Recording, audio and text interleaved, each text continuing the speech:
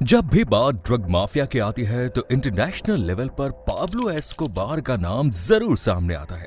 लेकिन आज हम आपको जिस स्मगलिंग सिंडिकेट और उसके सरगना की कहानी बताने जा रहे हैं, वो उसने अकेले ही 2 देशों की सरकार की नाक में दम कर दिया था। वो ड्रग्स के कारोबार का रैकेट ऑपरेट करता था, जिसे काउंटर और कंट्रोल करने के लिए दुनिया की सबसे ताकतवर और अमीर कंट्री को $600 बिलियन खर्च करना पड़ता था। उसने जिस तरीके से पुलिस और जुडिशियल सिस्टम को यूज किया, जिस तरीके का इस्तेमाल करके उसने हाई सिक्योरिटी जेल ब्रेक किया, उसे देखने के बाद तो उसके अपने देश की सरकार ने हार ही मान ली, फिर उसे दूसरे देश को सौंप दिया। हम बात कर रहे हैं मैक्सिको की dangerous drug smuggler El Chapo की। तो हमारा आज का वीडियो बेहतरीन इंफोटेनमेंट से भरा हुआ है। उसे न केवल जेल से भागने में महारत हासिल हो गई थी, बल्कि पुलिस से बचकर अपना धंधा चलाने, जरूरत पड़ने पर पुलिस और एडमिनिस्ट्रेशन को अपनी तरफ मिलाने का काम भी उसे बहुत अच्छे से आता था। मैक्सिको की सीमाएं अमेरिका से लगती है। पूरी दुनिया में हो रहे ड्रग्स के अवैध प्रोडक्शन और कारोबार का एक बड़ा हिस्सा मैक्सिको से ही ऑपरेट होता है। दरअसल मैक्सिको का एटमॉस्फेयर ड्रग्स के पैदा होने के लिए आइडियल सिचुएशन पैदा करता है, इसीलिए वहां पर ज्यादातर लोग गांजे और अफीम की खेती करना पसंद करते हैं। तो इस तरह वहां का एटमॉस्फेयर और जमीन नशे की तमाम नेचुरल प्रोडक्ट्स प्रोड्यूस करती है। इस तैयार ड्रग्स को देश और विदेश में सप्लाई करने के लिए स्मगलर मौजूद है। ये स्मगलर सिस्टम में बैठे जिम्मेदार लोगों के साथ अपनी सेटिंग जमा लेते हैं, उन्हें मुंह मांगे पैसे दे देते हैं और उसके बाद पूरे देश में ड्रग का सिंडिकेट एस्टैब्लिश कर देते हैं। इतना ही नहीं, मैक्सिको से होकर ये ड्रग्स अमेरिका तक जाती है। धीरे धीरे सिचुएशन यहाँ तक बिगड़ गई कि बच्चे बूढ़े ज्यादातर लोग ड्रग्स की लत का शिकार होने लगे। ड्रग्स की वजह से लोगों की मौत होने लगी। तब जाकर अमेरिका की सरकार के कान खड़े हुए और उन्होंने डिसीजन लिया कि अब कुछ भी हो जाए, नशे के इस सिंडिकेट को तोड़ना जरूरी है। जोआक्विन अर्जिवाल्डो गुज़मैन लोयरा को शॉर्ट में JGL कहा जाता है, जो मैक्सिकन ड्रग लॉर्ड के नाम से फेमस है। इसकी हाइट केवल 5 फुट 6 इंच है और इसी नाटे कद की वजह से उसका नाम एल चापो पड़ा। मैक्सिको में इसके पिता एक किसान परिवार से आते थे। अल चापो के पिता भी ड्रग्स का ही प्रोडक्शन करते थे, इसी का धंधा किया करते थे। अल चापो जब बड़ा हुआ तो उसने भी इसी धंधे को अपना लिया। लेकिन कहते हैं कि हर धंधे में आपका कोई एक गाइड होना जरूरी है। एल चापो ने भी उस समय के ड्रग किंग रहे lord Hector Luis Palma Salazar के ग्रुप को ज्वाइन किया। यहाँ से एल चापो ने ड्रग्स को रिसीव करना, उसका ट्रांसपोर्ट करना, सप्लाई करना जैसे काम सीखे।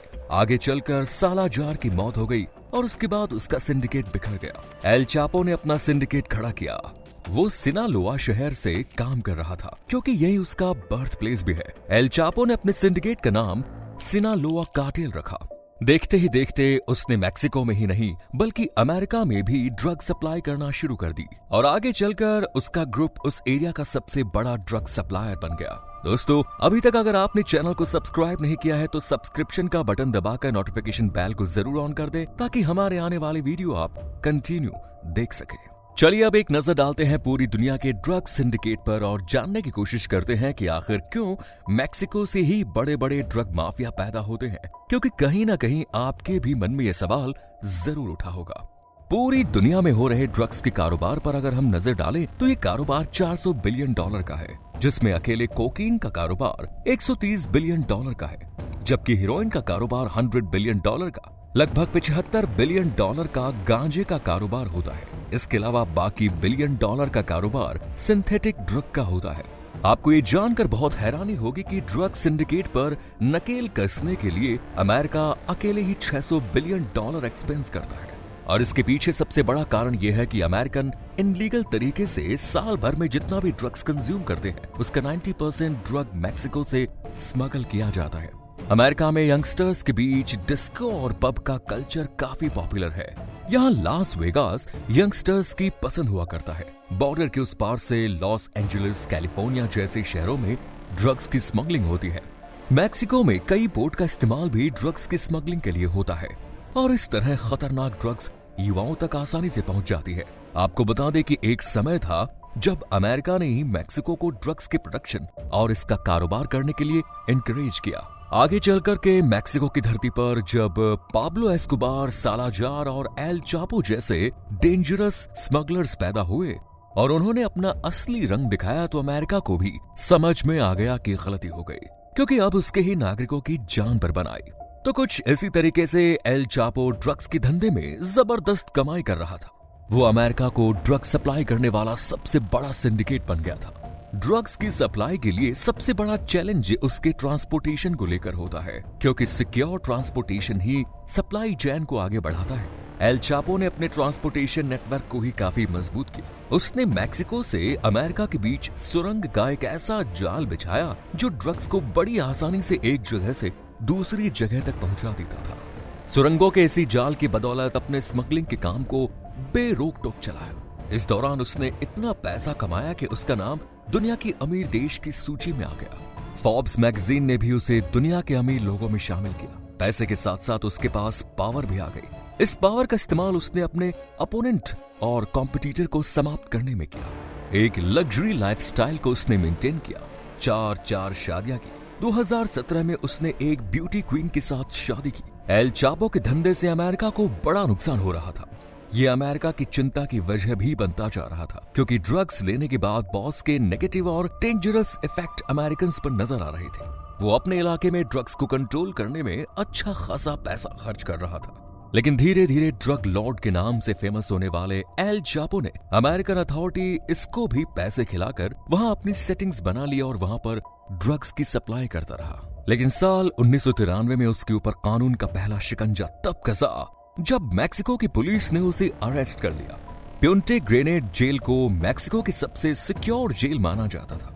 एल चापो को इसी जेल में रखा गया। इस पर मुकदमा चला और जब मुकदमा खत्म हुआ तो एल चापो को पूरे 20 साल की सजा सुनाई गई। ये पहला मौका था जब इसकी गिरफ्तारी हुई और सजा भी हुई। इसके बाद तो मैक्सिको की सरकार भी टेंशन फ्री हो गई और अमेरिका की भी टेंशन दूर हो गई कि आप कम से कम उसके एरिया में ड्रग्स सिंडिकेट का असर कम हो जाएगा। लेकिन सरकार जो सोचती है क्रिमिनल उससे कहीं आगे की प्लानिंग कर देते हैं। इस मामले में एल चापो भी पीछे नहीं था। वो भले ही जेल में रहता था, लेकिन जेल के स्टाफ के बीच उसने कुछ इस तरीके के व्यवहार बना लिए थे कि वो बाहर अपने धंधे पर पूरा कंट्रोल रखा करता था। कुल मिलाकर ये कहा जा सकता है कि वो जेल में रहकर ही अपना ड्रग सिंडिकेट चला रहा था। लेकिन इसके साथ ही उसने क्रिमिनल माइंड में एक और प्लानिंग चल रही थी, और वो ये कि वो जेल ब्रेक करके यहाँ से भागने की प्लानिंग कर रहा था।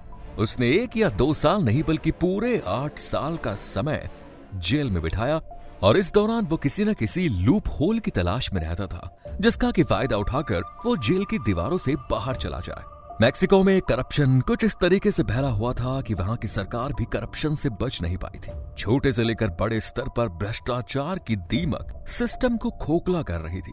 एल चापो ने जेल के स्टाफ से नजदीकियां बनाई और उनकी कमजोरी को अपनी ताकत बनाता रहा। इस दौरान उसने लगभग 73 लोगों को अपना दोस्त बनाया। इन लोगों को पैसा खिलाया और जेल से भगाने के अपने मकसद में इनका वो इस्तेमाल करने वाला था। 19 जनवरी साल 2001 का ये वो समय था जब एल चापो जेल से फरार होने वाला था। दरअसल जेल में रहकर जेल स्टाफ से उसने जो इन्फॉर्मेशन निकाली उसके मुताबिक जेल में कैदियों की ड्रेस को धोने के लिए बाहर भेजा जाता था। जो दिन उसने अपने को भगाने के लिए चुना था, उस दिन उसने अपने रास्ते में आने वाले जेल स्टाफ को चकमा देने का पूरा इंतजाम कर लिया था। उसने ही तमाम जानकारी जुटा ली थी कि कपड़े किस वक्त बाहर भेजे जाते हैं, कपड़ों को कलेक्ट कौन करता है, कपड़े कैसे रिसीव होते हैं, रिसीव होने के बाद कपड़े कहां जाते हैं। इस पूरी प्रक्रिया में जेल डिपार्टमेंट की सारी ऑफिशियल प्रक्रियाओं के बारे में उसने इंफॉर्मेशन निकाल ली थी। इतना ही नहीं, उसने इस पूरी प्रक्रिया में एक ऐसा लूप होल ढूंढ लिया था जिसके बारे में कोई सोच भी नहीं सकता था। अपने इस प्लान को एग्जीक्यूट करने से पहले उसने सारी तैयारियां कर ली थी। बीते सालों से वो इस पल का इंतजार कर रहा था। आपको बता दें कि जेल स्टाफ से ये इंफॉर्मेशन निकालने में उसने लगभग $2.5 मिलियन खर्च कर दिए थे। 19 जनवरी ये वो दिन था उसने अपने को भगाने का डिसाइड किया। उसी दिन उसका खरीदा हुआ एक जेल स्टाफ उसके डायरेक्ट में आता है और उसे गंदे कपड़े लेता है। जिस ट्रॉली में गंदे कपड़ों को रखा जाता था वो कपड़ों से ढकी रहती थी और ट्रॉली का नीचे का हिस्सा खाली रहता था, यानी वहां पर कोई भी व्यक्ति छुपकर आसानी से बाहर जा सकता था। एल चापो के कमरे से गंदे कपड़े लेकर जब जेल का स्टाफ बाहर आया तो उसने जानबूझकर गेट का ताला नहीं लगाया। मौके का फायदा उठाकर एल चापो कपड़े की ट्रॉली तक पहुंच गया। और उसने अपने आप को इस ट्रॉली में कपड़ों के बंडल के बीच छुपा लिया। कपड़ों की ट्रॉली में अपने आप को छिपाए हुए वो उस ट्रक के पास आ गया जो कपड़ों के बंडल्स को लेकर लॉन्ड्री में जाने वाला था। सारे के सारे कपड़े उस ट्रक में पहुंचा दिए जाते हैं और कपड़ों के बंडल के साथ एल चापो भी ट्रक में पहुंच गया था। ट्रक अब जेल के कंपाउंड से बाहर आकर अपने रास्ते पर चल पड़ा था। ट्रक के साथ एल चापो भी जेल से फरार हो चुका था, जिससे ट्रक में वो बैठकर फरार हुआ था। उसका स्टाफ भी बिका हुआ था। बीच में एक जगह पर गाड़ी रुकी और वहां पर एल चापो का दूसरा मेंबर अपनी गाड़ी लेकर आ जाता है। एल चापो उस ट्रक से उतरता है और उस दूसरी गाड़ी के डिग्गी में बैठकर छिप जाता है। फिर वो अपने अड्डे की तरफ निकल जाता है। तो ये थी एल चापो की पहली जेल ब्रेक की कहानी। वीडियो में स्टोरी आगे भी जारी रहेगी, लेकिन हमारे जिन साथियों ने अभी तक चैनल को सब्सक्राइब नहीं किया है, जल्दी से सब्सक्राइब कर लीजिए। जैसे ही एल चापो के जेल से भागने की खबर मैक्सिको के एडमिनिस्ट्रेशन तक पहुंची, उसके हाथ पांव फूल गए। वो ये नहीं समझ पा रहा था कि अब वो अमेरिका को क्या जवाब देगा, क्योंकि अमेरिका मैक्सिको के साथ साथ अपने यहाँ भी ड्रग कंट्रोल पर अच्छा खासा पैसा खर्च कर रहा था। वो इस काम के लिए मैक्सिको को भी पैसा दे रहा था कि किसी तरीके से यहाँ पर फल फूल रहे ड्रग्स के अवैध धंधों पर लगाम लगाई जा सके। लेकिन अब तो बात हाथ से निकल चुकी थी।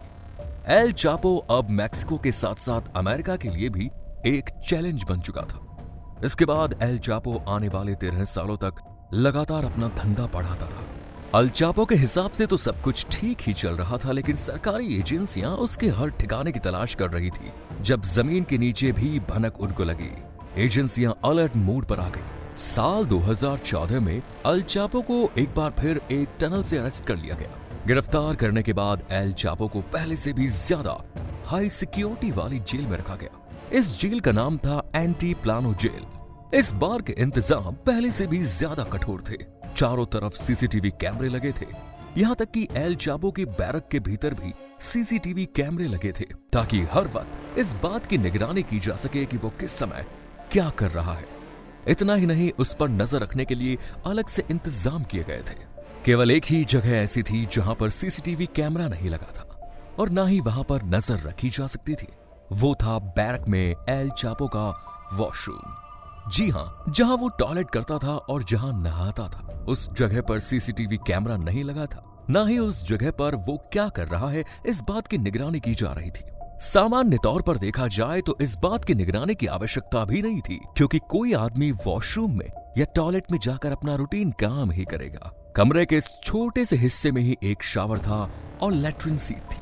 लेकिन इसके बावजूद भी इस बात की निगरानी जरूर रखी जाती थी कि ये व्यक्ति पर्टिकुलर उस जगह पर कितना वक्त बिताता है। हम तो पर एक व्यक्ति अधिकतम 20 से 30 मिनट में अपने रूटीन वक्त से फ्री हो जाते हैं। एल चापो पर जेल में इस बात की निगरानी विशेष रूप से की जा रही थी। इस बात को भी वॉच किया गया कि सामान्य रूप से एल चापो को भी 15 मिनट का ही समय लगता था। एल चापो इस बार आराम से रह रहा था, लेकिन उसके दिमाग में क्या चल रहा था ये तो केवल वही जानता था। उस पर निगरानी रखने वाले जेल स्टाफ की ड्यूटी भी शिफ्ट के अकॉर्डिंग लगाई जाती थी। दूसरी बार पकड़े जाने के केवल 1 साल बाद 11 जुलाई साल 2015 को जो व्यक्ति सीसीटीवी कैमरे पर नजर रखता था, उसने नोटिस किया कि शाम के वक्त एल चापो वॉशरूम के लिए गया है। जेल स्टाफ ने देखा कि इस बार उस वॉशरूम में कुछ ज्यादा ही समय लग रहा है।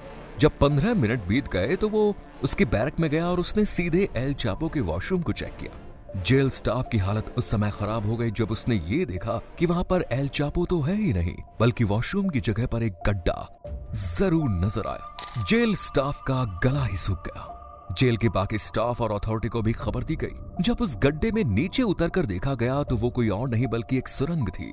एक साफ सुथरी सुरंग जिसमें बाकायदा हवा के आने जाने के लिए वेंटिलेशन और लाइट की भी व्यवस्था थी। सुरंग के दूसरे छोर पर एक बाइक खड़ी थी और वो सुरंग एक कंस्ट्रक्शन साइट पर जाकर खुली। इस सुरंग की लंबाई लगभग 1 मील के आसपास थी। आगे चलकर इस सुरंग का भी एनालिसिस किया गया, जिसमें ये फैक्ट निकलकर सामने आया कि लगभग 3250 टन मटेरियल इस सुरंग को बनाने के लिए बाहर निकाला गया होगा। तो जो बात निकलकर सामने आई वो ये थी कि वो अपनी बैरक के गड्ढे से नीचे उतरकर उस मोटरसाइकिल तक पहुंचा होगा जो उसके लिए रखी गई थी, और उसने उस मोटरसाइकिल का इस्तेमाल करके उस टनल को पार किया और दूसरी तरफ निकल गया। तो इस तरह दूसरी बार भी एल चापो जेल एडमिनिस्ट्रेशन को चकमा देकर भाग गया। बाद की इन्वेस्टिगेशन में ये फैक्ट भी निकल कर सामने आया कि जेल स्टाफ की मिली भगत के चलते ही जेल में इतनी लंबी सुरंग का निर्माण हो पाया है। लेकिन जो लोग जेल के भीतर सुरंग बनाने का काम कर रहे थे, उन्हें सीधे एल चापो के बैरक के नीचे ही सुरंग खोदना था और फिर उसे निकालने का फाइनल इशारा देकर एल चापो को निकलने का इंतजार करना था। लेकिन पहली बार में उनका मेजरमेंट गड़बड़ा गया होगा और सुरंग एल चापो के बैरक के बजाय उसके बगल वाले डायरेक्टर में जाकर खुली। सुरंग खोदने वालों ने बैरक में मौजूद व्यक्ति को निकालने का इशारा भी दिया, लेकिन जिस कोड वर्ड में इन्होंने बात की उधर से उन्हें प्रॉपर रिस्पॉन्स नहीं मिला। तब सुरंग खोदने वाला ये समझ गया कि कुछ तो गड़बड़ हो गई है, इसीलिए उस दिन रात को कोई काम नहीं हुआ। अगले दिन दोबारा सुरंग का मुंह खोलने का काम एल चापो की बैरक में ही किया गया। बाकायदा सिग्नल दिया गया, सिग्नल का जवाब भी रिसीव किया गया। फिर एल चापो नीचे आकर टनल में रखी मोटरसाइकिल को स्टार्ट करके वहां से बाहर चला गया। दूसरी बार जेल ब्रेक करके भागने पर मैक्सिको के अथॉरिटी को एक बार फिर अमेरिका से खरी खोटी सुननी पड़ी, क्योंकि ये जेल पहले वाली जेल से भी ज्यादा हाई सिक्योरिटी वाली थी। एल चापो पर 7 मिलियन का इनाम रखा गया। अब एल चापो वाले मामले को अमेरिका ने अपने हाथों में ले लिया। कहा यह भी चाहता है कि एल चापो के जेल ब्रेक में अमेरिका का भी हाथ है, ताकि वो इस मामले को पूरी तरह से अपने हाथ में ले सके। जेल में रहने के बाद भी एल चापो अपने ड्रग्स सिंडिकेट को पहले की तरह ही चला रहा था। वैसे इस लॉजिक में आपको कितना दम लगता है, हमें अपना जवाब कमेंट्स में जरूर दें। लेकिन इस बार एल चापो की किस्मत कुछ ज्यादा ही खराब थी। जेल से भागने के केवल 1 साल बाद ही एक बार जब वो अपनी गर्लफ्रेंड के साथ बिना कपड़ों के सो रहा था, इस समय किसी ने पुलिस को इन्फॉर्म कर दिया और उस बेचारे को इसी हालत में नंगा ही गिरफ्तार कर लिया गया। हालांकि गिरफ्तार करने वाले ने उसे कपड़े पहनने की मोहलत दे दी थी। दरअसल मैक्सिकन अथॉरिटी चाहती थी कि एल चापो उनका मुजरिम है, इसीलिए उसको सजा देने का अधिकार पहले उनका है, और अमेरिका ये चाहता था कि इस मामले में वही अपने हिसाब से कार्रवाई करे। लेकिन वो बिना मैक्सिकन अथॉरिटी की परमिशन के कुछ करना नहीं चाहती थी। इस तीसरी गिरफ्तारी के बाद अमेरिका ने एल चापो को अपने हैंडओवर कर लिया। इस बार मैक्सिको ने भी आनाकानी नहीं की। एल चापो को अमेरिका लाया गया और न्यूयॉर्क में उस पर मुकदमा हुआ। साल 2017 में अरेस्ट होने के बाद साल 2018 में उस पर मुकदमा शुरू हुआ और साल 2019 में सजा भी पड़ गई। अमेरिका में illegal drug supply, money laundering जैसे मामलों के लिए सारी जिंदगी जेल में रहने की सजा सुनाई गई। इसके अलावा उस पर 10 और मुकदमे थे जिनके लिए उसे कल अलग से 30 साल की सजा सुनाई गई। इसके अलावा उस पर कुछ $1 मिलियन का जुर्माना भी लगाया गया।